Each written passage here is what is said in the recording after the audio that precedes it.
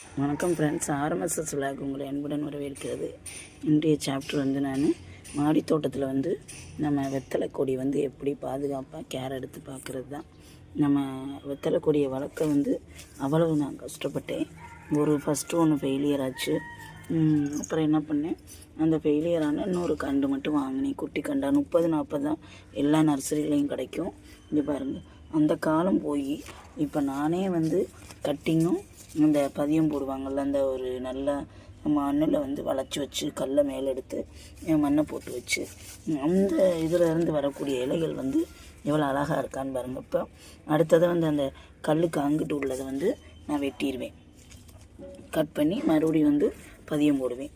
அப்புறம் கட்டிங்லேயும் இது நல்லா வர்றாங்க பாருங்கள். வெத்தலை கொடி அப்படியே நாட்டு வெத்தலை அவ்வளோ ஒரு க்யூட்டாக இருக்குது. நர்சரியில் 30-40 ரூபாய்க்கு கிடைக்குது. நம்ம வெள்ளி செவ்வாய்க்கு சாமி கும்பிட ஃபங்க்ஷனுக்கு எல்லாத்துக்குமே யூஸ் பண்ணிக்கலாம். இது வெத்தலை கொடியோட யூஸஸ் அப்படின்னு நம்ம பார்த்தோம்னா டயஜஸ்ட் ப்ராப்ளத்தை கொஞ்சம் நீக்கும். அப்புறம் நம்ம புதுசாக ஒரு 5 வெத்தலை, ஒரு 6 வெத்தலை கூட வச்சுக்கலாம். சின்ன வெங்காயம் இது ரெண்டையும் அரைச்சிட்டு தேங்காய் எண்ணெய் லைட்டாக ஹீட் பண்ணி அதில் அந்த விழுதை குழப்பி விட்டுட்டு ஹேர் பேக் மாதிரி போட்டுட்டு ஒரு 1 hour கழித்து நம்ம குளித்தோம்னா அவ்வளோ ஒரு எஃபெக்ட். அந்த பேனு ஈறு இருக்கவங்களுக்கும் இந்த ட்ராண்ட்ரி வெள்ளை வெள்ளையாக இருக்கும் பார்த்திங்களா, அது அந்த செதில்களாக இருக்கும்ல தலையில், அதுவும் நல்லா க்யூர் ஆகிடுது. ஒரு 80% இப்போ 2 times நான் யூஸ் பண்ணியிருக்கேன்.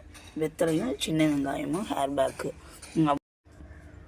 முடி வளர்ச்சிக்கும் முடி உதிர்வையும் தடுக்கக்கூடிய ஒரு நல்ல மருந்து வெற்றிலை. நம்ம சாமிக்கு நம்ம வச்சு சாமி கும்பிடுவோம். இந்த இலைகளை வெற்றிலை கொடி வளர்ப்பு அவ்வளவு ஈஸியானது, அவ்வளோ க்யூட்டாக இருக்குது. ஒவ்வொரு வெத்தலையும் பாருங்கள் அவ்வளோ இருக்குது. எப்பயும் கொடுக்கக்கூடிய மண்கலவை தான் நான், செம்மண், கொக்கோப்பிட்டு, அப்புறம் காய்கறி கழுவு மக்க வச்சு கழிவு, மண்புழு, அந்த மண்புழு உரம் இதுதான். அப்புறம் 15 நாளைக்கு கொடுக்கக்கூடிய நீர் உரங்கள் மோர் கரைசல், அப்புறம் காய்கறி கழிவை ஊற வச்ச தண்ணி, கடலை புண்ணாக்கு. இதில் ஒரு ப்ளஸ் இப்போ ரீசெண்டாக நான் யூஸ் பண்ணது கடலை புண்ணாக்கு அவ்வளவு அழகாக அவ்வளோ க்யூட்டாக இருக்குது. அப்புறம் இதில் இன்னொரு செடியும் வச்சேன். அது 1 year கழித்து நல்லா முட்டு விடுது. லெமன் ஒயின்னு சொல்லுவாங்க. அவ்வளோ க்யூட்டாக இருக்கும் அந்த பூ. இந்த முறைப்படி நம்ம வெத்தலை கொடியை நம்ம வளர்த்தோம்னா அவ்வளோ பயனுள்ளதாக இருக்குது.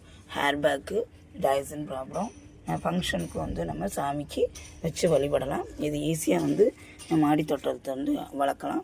அழகான க்யூட்டான வெற்றிலை கொடி.